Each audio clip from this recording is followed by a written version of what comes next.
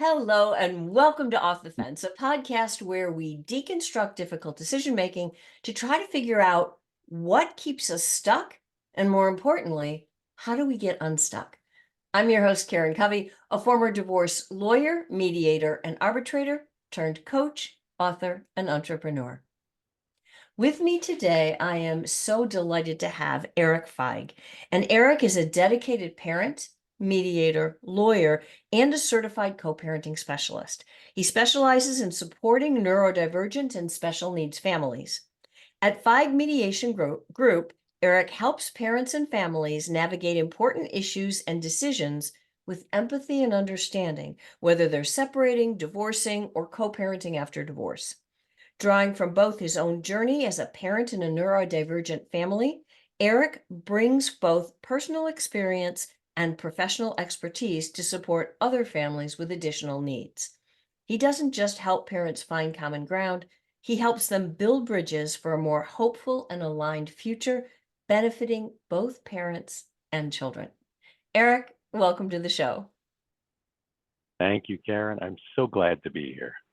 I'm thrilled to have you. And I want to start with a little bit of your backstory. So, why is it, what made you go from lawyer to mediator to doing what you're doing today? A great question. And it starts with my kids. I have three kids, all of them neurodiverse. My oldest is almost 20. My youngest is 13. My middle is 16. I have a small, a medium, and a large. And all of them are neurodivergent, and they are different from each other in terms of their strengths and the supports they need. So in our family, as parents, we've been doing this a long time. And when I say this means making sure that they get what they need for support, that they get what they need in order to have their strengths have the opportunity to thrive, and that we as parents do the hard work. It is stressful, and there is a lot to keep track of and to coordinate and just to do to keep everybody on track. It's not easy. It's complicated. And what brought me to doing this work, I was an attorney for more than 25 years. And during that time, as we moved, it was really during the time when we were all at home during COVID, and I had all three kids at home, three different parts of the house, one in our family room, one in our dining room. Our other child, I think, was hiding under her desk upstairs in her bedroom, trying to get a little bit of space from their siblings. And what we had was we were supporting each one of them through the school day while trying to do our stuff as well. It was a lot. It was stressful. Talking to other parents with similar situations, not just families that were neurodiverse. It was a lot for them too. And that's what got me thinking about how we have so many supports available now for our kids. And we do have a lot of supports available for us to help our kids as parents. What we don't have a lot of are supports to help us as parents stay on track with each other. So I decided to do something about it, and that's what led me to create my practice, because candidly, if there were more resources to do the work that I'm doing now, well, we would have had them on our bench. That makes a lot of sense. And I want to get more into that. But before we do, let's start with a definition. What is neurodiverse, neurodivergent? I've heard people talk about, special needs children, autistic children on the spectrum, blah, blah, blah. There's so many ways to describe kids that are different. How do you, what does neurodiverse mean, and how does it fit into all of these different descriptions? I'm glad you asked that. And it's an important point, because for parents and families who have kids that are wired differently, there's a whole vocabulary that we learn and that we use. And that for parents that have kids that are more, I'll use another term, neurotypical, the terms like neurodivergence, neurodiverse, and some of the others, it's not familiar. So when we use the term neurodiverse, it's one of those terms that there's not one definition, but how I tend to think of it is it's kind of an umbrella way of talking about the ways that our neurology, our brains, our wiring, if you will, can affect the ways that we interact with each other and the world around us. It's kind of a shorthand way of acknowledging all of the differences and all of the ways we think, we process, we learn and experience things. So you mentioned some ways that it will commonly express itself. So we talk about ADHD, we talk about autism and the spectrum. Like I have my kids in our family, ADHD is part of our family, the spectrum is part of our family. We have other learning differences, which also express themselves in many different ways. But these are all differences in the way that we learn, think, and interact. So when a family has a child or multiple children who are, as you put it, and I love how you put it, that they're wired differently, um, what kinds of extra challenges are going to show up in that kind of a family versus a family with kids who are, as you put it, neurotypical? It can be an all day, every day type of, well, I'm going to say the challenges, but I also want to mention as well the strengths, the opportunities.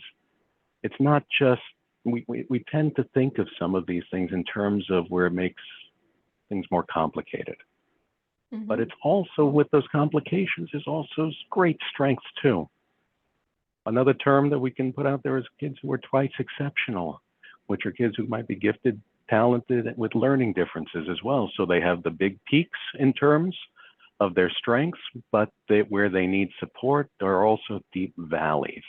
So it's important to, I think, to recognize and acknowledge both, and acknowledge that we need to be able to address all of that. But the complications can be from the time we wake up as parents, right? Waking up and saying, I hope today is going to be a good day for them and a good day for us, and hoping for the best and bracing ourselves for when something is going to go off track, to going through the day and maybe saying, you know what, now how are we going to coordinate all of the things we need to do at school and after school? That could be everything from supports to activities to therapies to therapeutics to the things that they need in order to stay on track. And when you talk about the challenges as parents, it raises a question of what happens when we're managing all of those logistics, we're managing all of those decisions. You can feel like every day like we're running around with our pants on fire. Sometimes I describe it as, you know, we feel like we're the person that's trying to keep all the plates spinning, right, without dropping any of them while riding a unicycle. The stakes can be high, and if something drops, it can get really messy, really fast. That I love that description. What I'd like to dig into, like, can you give our listeners an example, like some place where, because I can see that a parent with neurodivergent one or more children, right? You've got a lot more plates to keep spinning while you're riding that unicycle, right? But what happens? I mean, what kind of decisions can parents face? Where do the parents come to loggerheads? Like, what kinds of choices or decisions do they start to be at odds about? There are so many ways, and there are so many times. Again, there's decisions throughout the day that are small, and there's the big decisions. Let me give you two examples. So one, and I expect that there are people that are watching and listening to our conversation that are probably going to nod their heads. One is when the parents might not agree even about the needs that their children have. So let's say you have a child that in school, let's say elementary school, middle school, it could be high school, it doesn't matter. But the parents see that the child is struggling, they're working hard, they're getting frustrated, they seem to be trying, but they're not getting to where they think they should be. And you have one parent will say, you know what, I think something else is going on here. maybe we need to get them evaluated to see if there's a learning difference or there's something else that they need. And the other parent says, no, what I think they need to work harder. And I think the answer is they need to work harder and they really need to buckle down. So what happens? You have one parent that says we need something else, something different. You have the other parent that says, no, they need to work harder. And meanwhile, both of them may be doing what they think, probably are doing what they envision is best for their kid from their own perspective, but there's a gap. And how they bridge that gap can make all the difference. And if they can't bridge that gap themselves without help, what happens? Their child continues to struggle. Their child continues to be stressed out, and they, as the parents, continue to watch us, and they get stressed out. And often what happens, it becomes an issue between them. It's in the family. It becomes part of the family, and it stresses everybody out. But they all want to help. It's the alignment of what do we do and having those conversations to bridge the gap and say, okay, how do we get onto the same page? Can we get onto the same page? That's so hard. That's one example that's not uncommon. Mm-hmm. Another one could be that you have a child where the question is not about whether they have additional needs, but it's how to serve the additional needs, right? It's not uncommon, for instance, to have disagreements about issues like what supports will be engaged, whether meds will be involved, or when or to what extent. There's so many ways that this can be an area where parents have the best interests of their kids in mind and in heart, and at the same time, their vision is so different that it becomes a sticking point. And you mentioned at the beginning, you're helping families and parents when they get stuck. It's about helping them to bridge the divide and get to a point where they can get unstuck. Mm-hmm. And sometimes sometimes they need help. Yeah, and it's interesting, and now I'm curious because the way you're talking about this makes it seem like you help parents mediate their differences or their different approaches when it comes to their kids, whether those parents are trying to hold their marriage and the family together or whether they're going through a divorce. Is that true? Do you help parents in both circumstances? Every stage. When they're together, I mediate them when they are getting apart, and even when they are apart, because parenting doesn't end. The co-parenting begins when they're apart, right? So when they're together, I call it divorce prevention.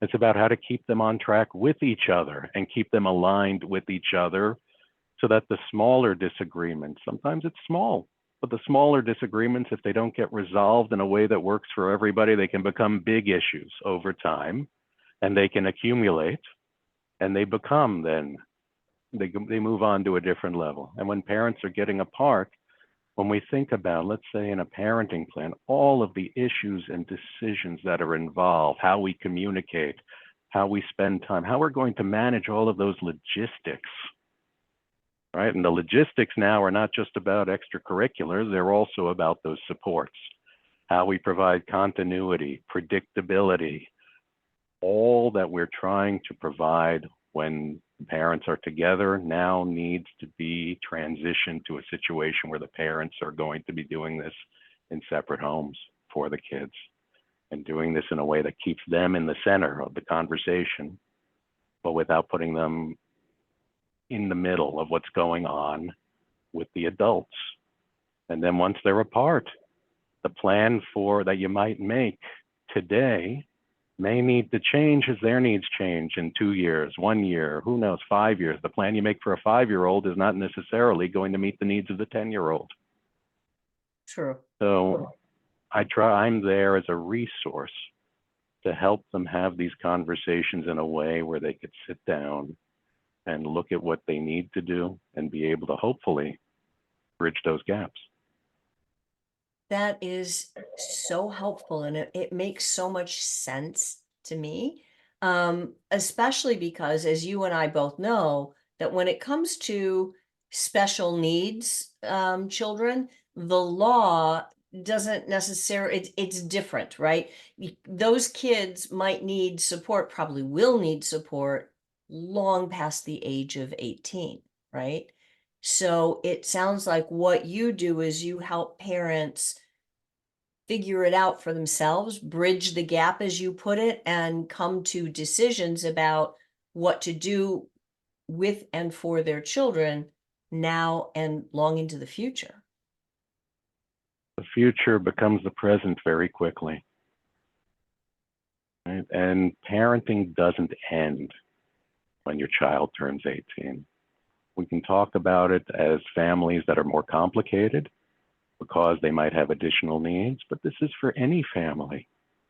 If we're making a plan and we're talking about a minor child and want to make plans for them to maybe go college or other paths that will come afterwards, where decisions are still going to have to be made together, where the parents would want to make decisions together, or just how they will be able to do things when they're apart, when their children are older, they're adults. When you add in special needs, and they might need, for instance, lifelong care, lifelong support, more support into their 20s, their 30s, or beyond.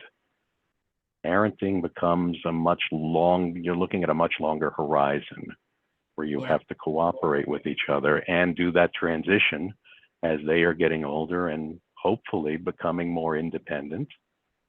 The transition in what your relationship with them will be and what your supports for them will be. Yeah.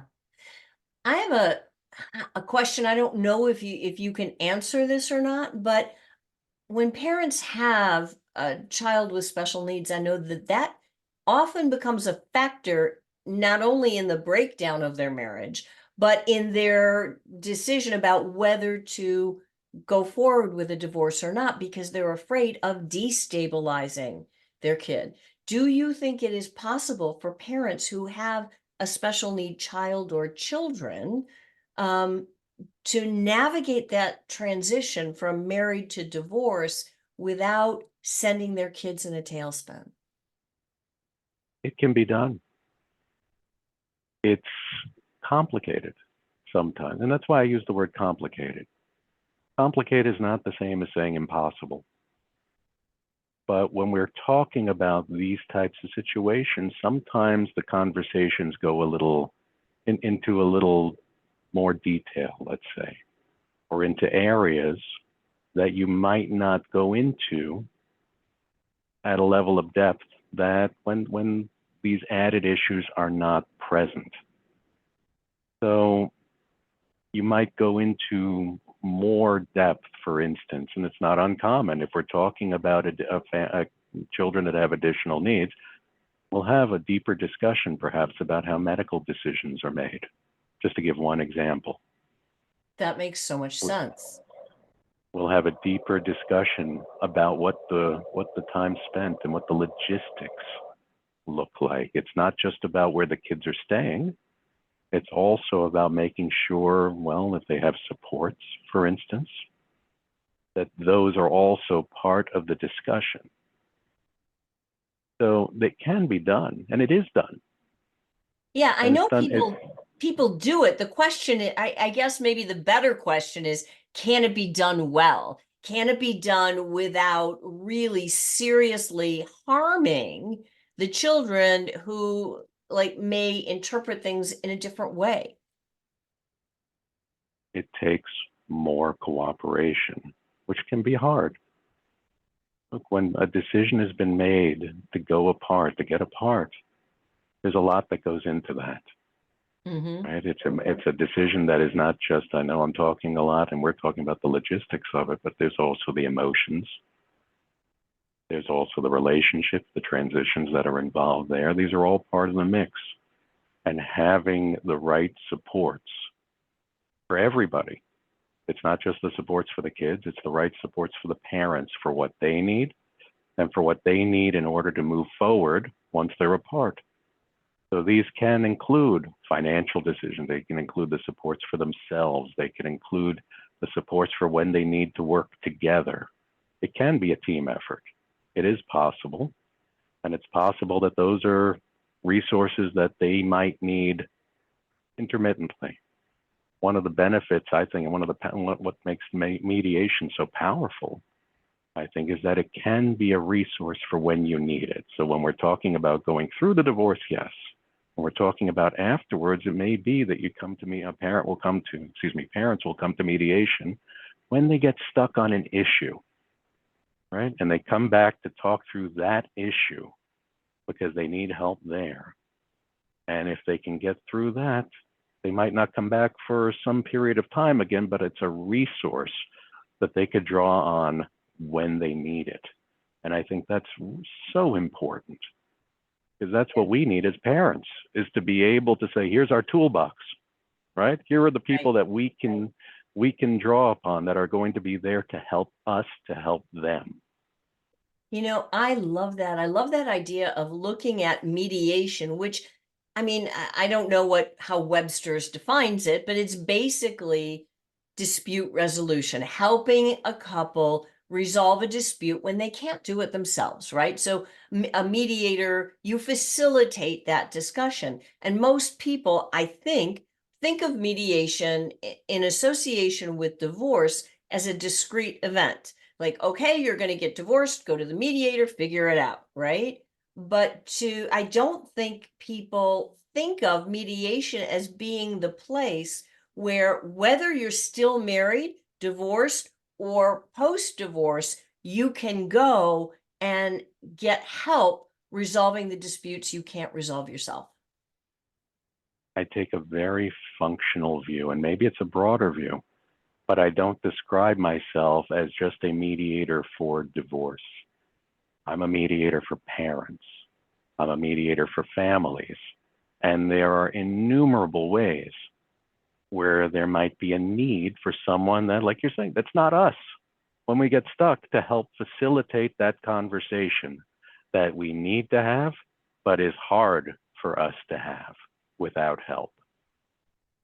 Yep, exactly. But, I'd like to talk for a minute, if you can, about that facilitation, right? Because I think a lot of people have misconceptions about mediators, and they think that you're going to decide for them, especially because, hey, you have experience in this area, you have children who are neurodivergent. Okay, well, just tell me what to do. How does that work? Great point. And people will, when we're working together, will often say, explain to them why this is right, or explain to them why I'm right. I love that. Exactly. It's as if I'm a judge. And that's exactly what I'm not there to do. It's what you're saying, Karen. It's a role that's facilitative.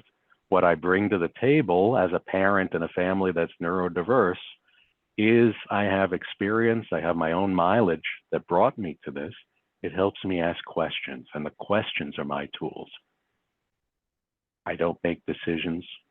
I don't force outcomes. I don't tell anybody what to do, but I do help them by asking questions to ask them, have you considered different ways of looking at things, right? Like, let's go back to negotiation school. What do lawyers do very often? We're not just making proposals, but the idea is, what's a successful negotiation? How often is it said? It's something where everybody gives something up and everybody walks away a little bit unhappy, right? Exactly. That's how often do you hear that? In mediation, we get to look at things differently and not just say we're going to find a point somewhere between that straight line between where we are right now. Let's look at what else is possible. Let's look at something that you haven't thought of, maybe. What other ideas do you have? I tend to think of things as, instead of that straight line, some people talk about, finding solutions is assembling a puzzle, right? In a puzzle, the pieces go together one way. You're trying to find how piece A fits into piece B. My family is more of a Lego family. And what do you do with Legos besides step on them, which is, very painful. But we spread them out. Right? We look at, here's what we have, here's our inventory. And in mediation, this is how I think about it. We get to stand at the table, hopefully on the same side, but even if we're looking at it from different sides of the table, we look at what's on the table and we say, how do we want to assemble this to accomplish what we're trying to do. And there might be 100 ways to do that. In mediation, we unlock, hopefully, some of those 100 ways to think about it. Yeah, I love that analogy. And I think what I'm getting from you too, is the answer to a question that a lot of people come to me with, which is, how do I find a mediator? How do I know who is the right mediator for me, for my family, for my situation? And I think that our conversation is highlighting, at least for me, the value in having a mediator who has experience or expertise in the issues that are going to be facing your family, or you and your partner, or just, business partner dispute, whatever you're trying to mediate. You've got to look at what those issues are. And it would be helpful to, when you're looking for a mediator, find somebody who understands that, right? What do you think about that? I think it's a really important point. And I think, look, every family is unique. Every situation is unique. Finding someone that is the right fit. It's not as simple as just getting a list and starting at the top, and you're working your way down the list to say who is the most, whatever the criteria is going to be.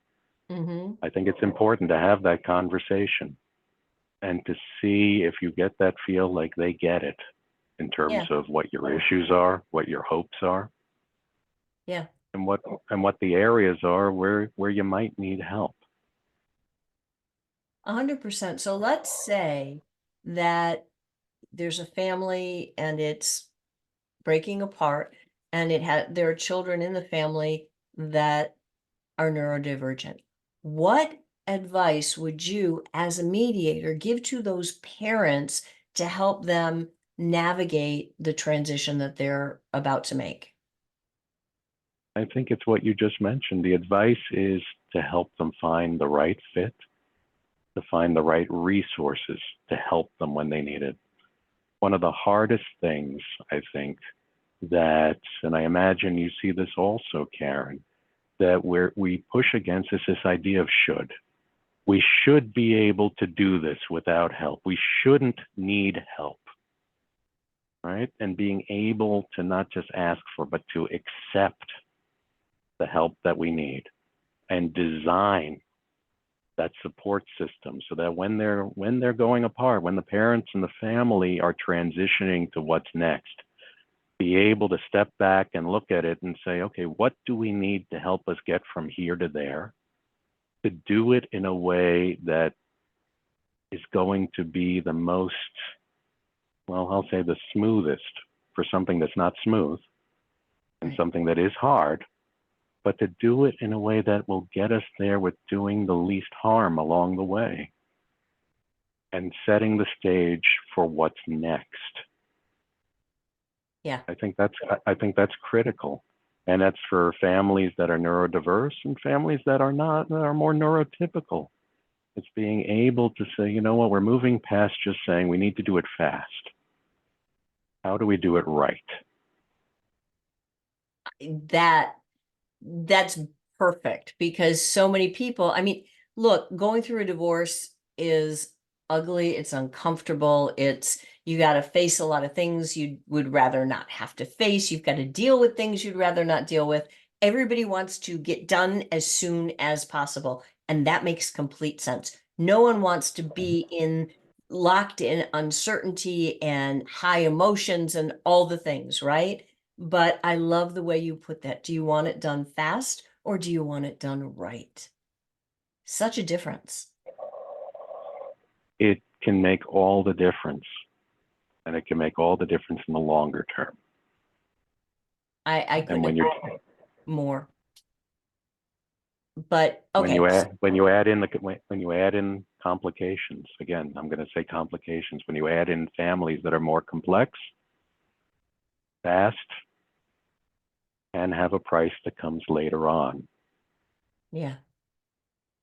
I think that's very, very good advice. And okay, now I just have to ask you this question. All right. We're going to switch gears a little bit, but for those of, for those people who are listening to this on a podcast, they can't see you. And behind you, you have a shelf and it's got all different kinds of things on it that I'm assuming have some sort of significance. But I'm looking at a little bottle of WD-40. Why do you have a bottle of WD-40 sitting behind you?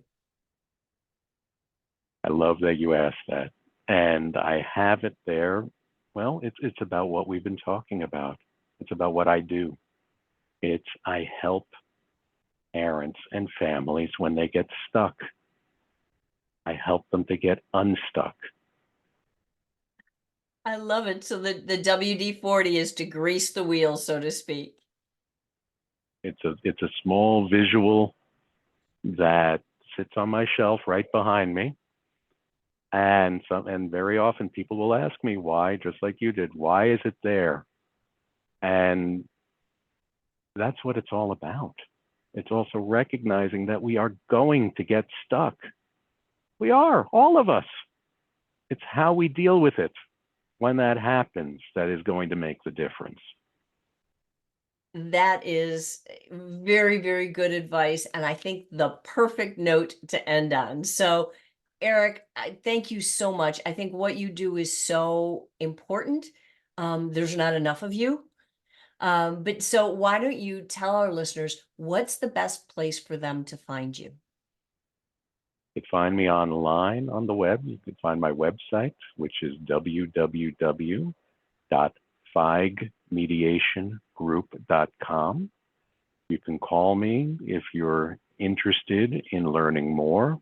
I offer free consultations, so we can talk about if you have a need, if I might be the right fit.